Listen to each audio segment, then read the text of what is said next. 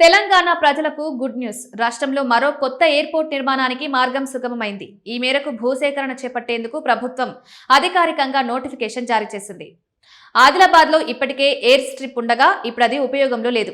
దాన్ని ఆనుకుని ఉన్న స్థలంతో పాటు మరికొంత స్థలాన్ని సేకరించి ప్రయాణికుల అవసరాలకు అనుగుణంగా కొత్త ఎయిర్పోర్ట్ నిర్మించాలని కేంద్ర రాష్ట్ర ప్రభుత్వాలు ముందడుగు వేశాయి. ఇప్పటికే దీనికోసం 2069 ఎకరాలను సేకరించాలని నిర్ణయించగా తొలి విడతలో 160.32 ఎకరాల సమీకరణకు ఇప్పుడు నోటిఫికేషన్ జారీ చేసింది. త్వరలోనే భూసేకరణను అధికారులు చేపట్టనున్నారు.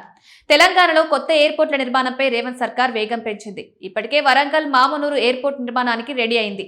భూమిని సేకరించగా త్వరలోనే నిర్మాణ పనులను ప్రారంభించనుంది. ఇక రామగుండం, కొత్తగూడెం ఎయిర్పోర్ట్లకు కూడా ప్రతిపాదనను సిద్ధం చేసింది.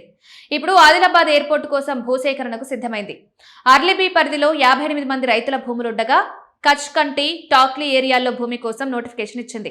60 రోజుల్లో అభ్యంతరాలుంటే రైతులు తెలపాలని కోరింది. కచ్ కంటి ఏరియాలో 29.19 ఎకరాలు సేకరించనుండగా టాక్లీ గ్రామంలో 5.2 ఎకరాలను సేకరించనుంది. ఈ మేరకు ఆర్డీఓ జగదీశ్వరరావు నోటిఫికేషన్ జారీ చేశారు. రైతులకు అభ్యంతరాలుంటే 60 రోజుల్లోగా రాతపూర్వకంగా తెలపాలని సూచించింది. త్వరలోనే అధికారులు గ్రామ సభలు నిర్వహించి పరిహారం విషయంలో అభిప్రాయ సేకరణ చేయనున్నారు. భూసేకరణ పూర్తయిన తర్వాత పనులను ప్రారంభించనున్నారు. అయితే ఆదిలాబాద్ పట్టణం నుంచి అనుకుంట మీదుగా వెళ్లే ప్రధాన రహదారిని కచ్ కంటి గుండా మళ్లిస్తారని తెలుస్తోంది. ఆదిలాబాద్ ఎయిర్పోర్టుకు సంబంధించి బెంగళూరు నుంచి వచ్చిన ఇండియన్ కోస్ట్ గార్డ్ సర్వీస్ విభాగ బృందం ఏరియల్ సర్వే చేపట్టింది. దీంతో పాటు ఇప్పుడు భూసేకరణ ప్రక్రియ కూడా చేపట్టింది. దీంతో ఆదిలాబాద్ ఎయిర్పోర్ట్ పై అందరిలోనూ ఆసక్తి నెలకొంది. ఈ ఎయిర్పోర్టు పూర్తయితే ఆదిలాబాద్ అన్ని విధాలుగా అభివృద్ధి చెందుతుంది. ఇక వరంగల్ మామునూరు ఎయిర్పోర్ట్ పనులను త్వరలో ప్రారంభించనుండగా ప్రధాని మోదీని శంకుస్థాపనకు ఆహ్వానిస్తారని తెలుస్తోంది.